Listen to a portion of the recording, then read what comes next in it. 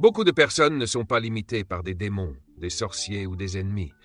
Elles sont limitées par des schémas silencieux, familiers, répétitifs.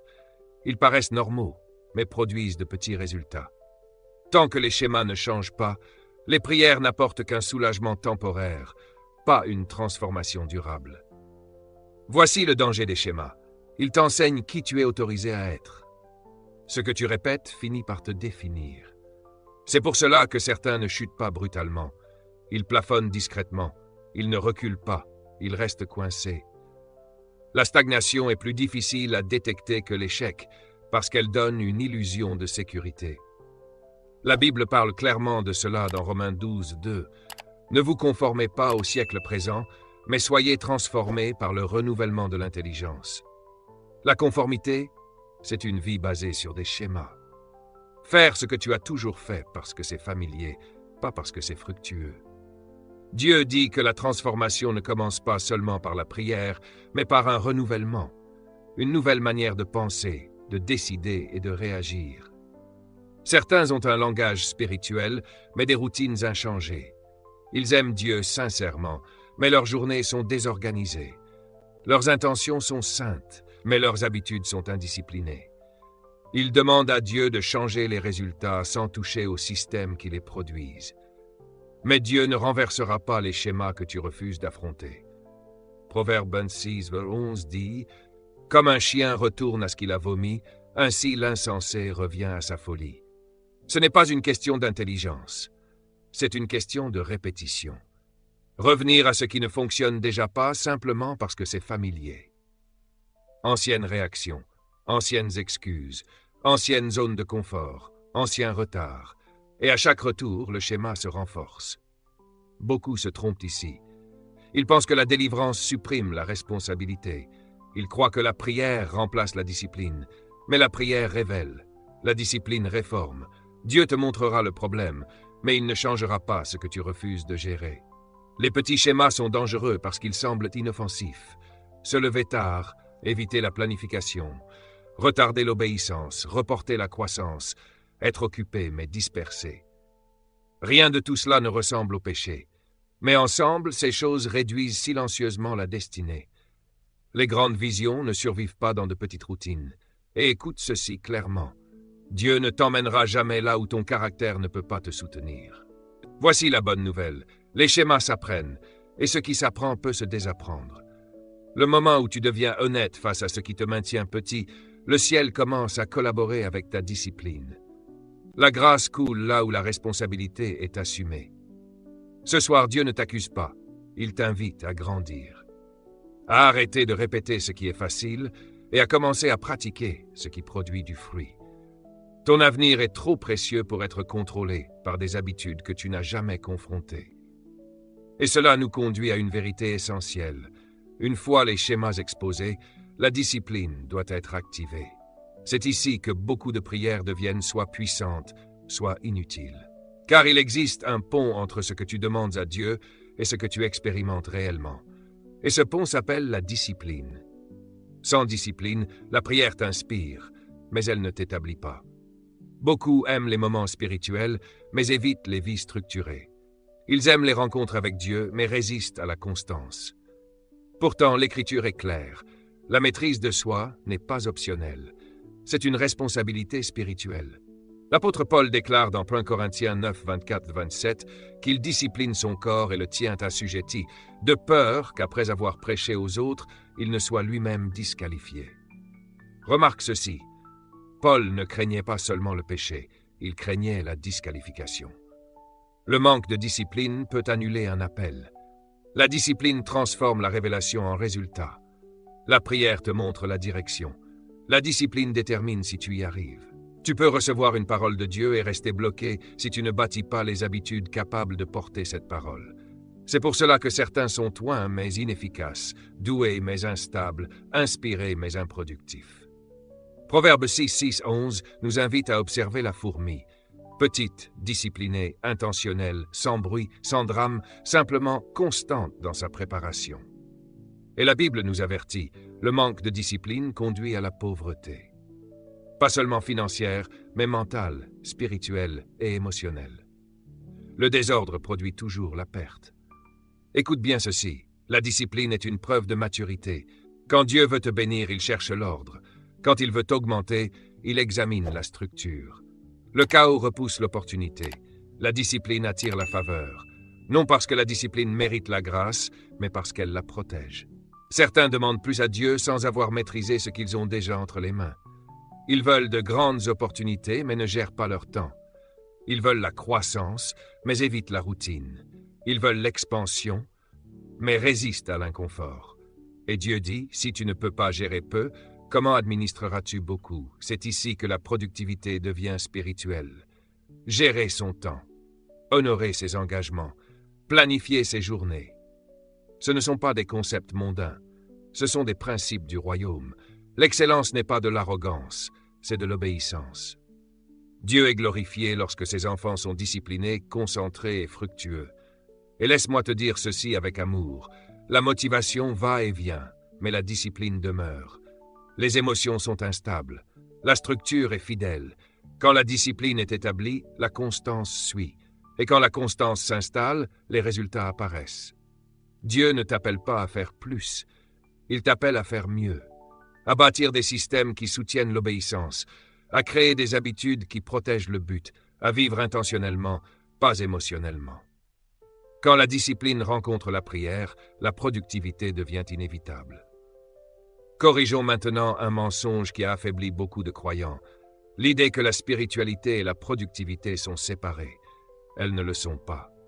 Dans le plan de Dieu, le travail n'est pas une distraction du but. Le travail est l'une de ses expressions principales. Quand le but est clair, la productivité devient une forme d'adoration. C'est pourquoi Colossiens 3:23 déclare « Tout ce que vous faites, faites-le de bon cœur, comme pour le Seigneur, et non pour des hommes. » Remarque, il n'est pas dit ce que tu as envie de faire, mais tout ce que tu fais. Dieu ne s'intéresse pas seulement à tes moments de prière. Il s'intéresse profondément à la manière dont tu gères tes responsabilités quotidiennes. Certains prient avec ferveur, mais travaillent avec négligence. Ils jeûnent profondément, mais livrent superficiellement. Puis ils s'étonnent que les portes se ferment. Le ciel prend l'excellence au sérieux.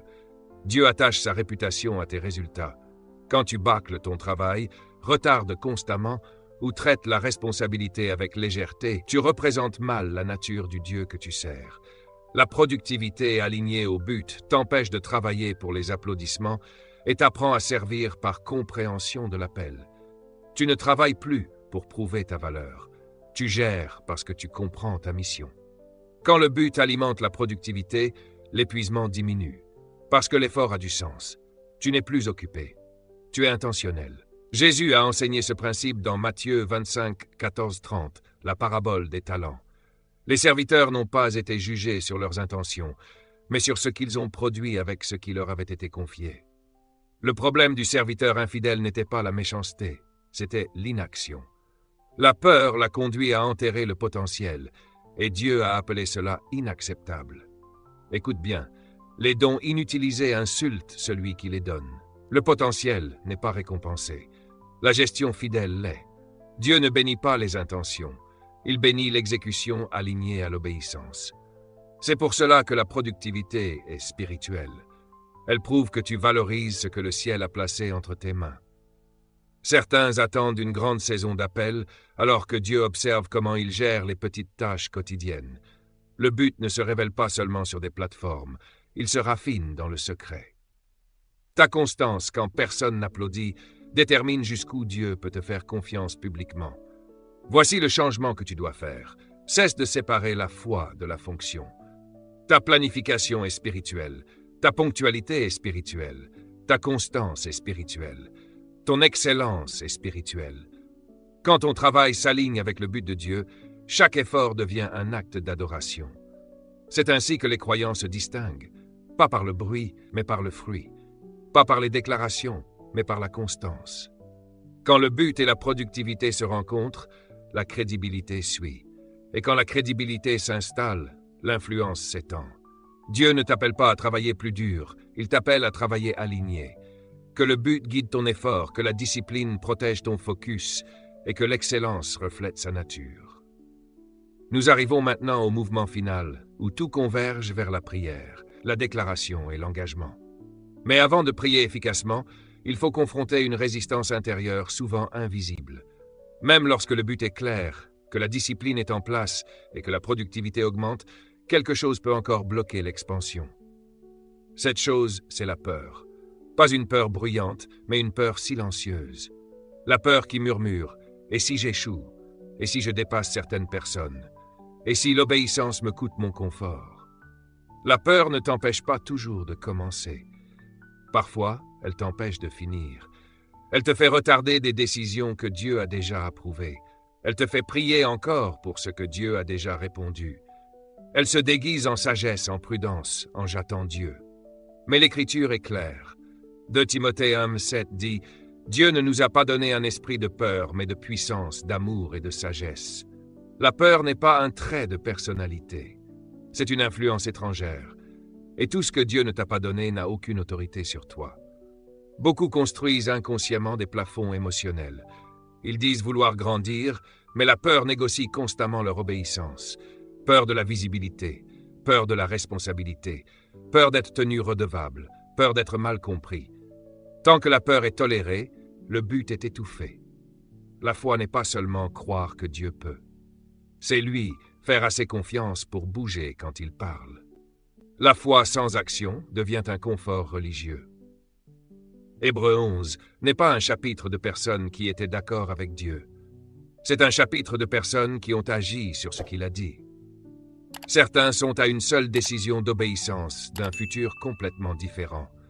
Mais la peur les fait répéter les pires scénarios au lieu de faire confiance à la direction divine. Dieu ne te demande pas de te sentir confiant. Il te demande d'agir fidèlement. Le courage n'est pas l'absence de peur, c'est l'obéissance en sa présence. Et une fois la peur confrontée, une autre dimension doit suivre, car le courage sans abandon devient de l'orgueil. C'est pourquoi nous devons parler de l'abandon, pas émotionnel, pratique. L'abandon n'est pas ce que tu dis dans la prière, c'est ce que tu relâches dans la vraie vie. Beaucoup disent « Seigneur, fais ta volonté », tout en contrôlant chaque décision, chaque timing, chaque résultat. Ce n'est pas de l'abandon, c'est de la supervision. Proverbe 16:9 déclare « Le cœur de l'homme médite sa voie, mais c'est l'Éternel qui dirige ses pas. » Remarque ceci, planifier est permis, mais la direction appartient à Dieu. La reddition ne signifie pas l'absence de plan, elle signifie que tu planifies avec responsabilité, tout en restant suffisamment flexible pour que Dieu puisse te rediriger sans résistance. C'est ici que la croissance devient inconfortable, parce que la reddition exige souvent d'abandonner des méthodes qui fonctionnaient autrefois, des identités qui te protégeaient hier et des calendriers qui te rassuraient. Dieu ne change pas toujours ta destination, mais il change très souvent ton itinéraire. Et si tu es trop attaché au contrôle, tu résisteras précisément à la direction qui devait t'accélérer. La véritable reddition se manifeste dans les décisions quotidiennes, dans ta réaction quand les plans changent, dans ton attitude quand la correction arrive, dans ton comportement quand Dieu dit « attends » au lieu d'avance ou « avance » au lieu « d'attends ». L'obéissance, c'est la reddition en mouvement. Jésus l'a parfaitement incarné dans Luc 22:42 lorsqu'il a prié « non pas ma volonté, mais la tienne ». Ce n'était pas un langage passif. C'était un alignement coûteux, et parce qu'il s'est soumis, le dessein a été accompli et l'impact est devenu éternel.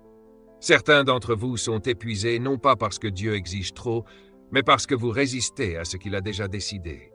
La reddition simplifie la vie. Elle élimine le conflit intérieur. Elle remplace l'effort forcé par la confiance.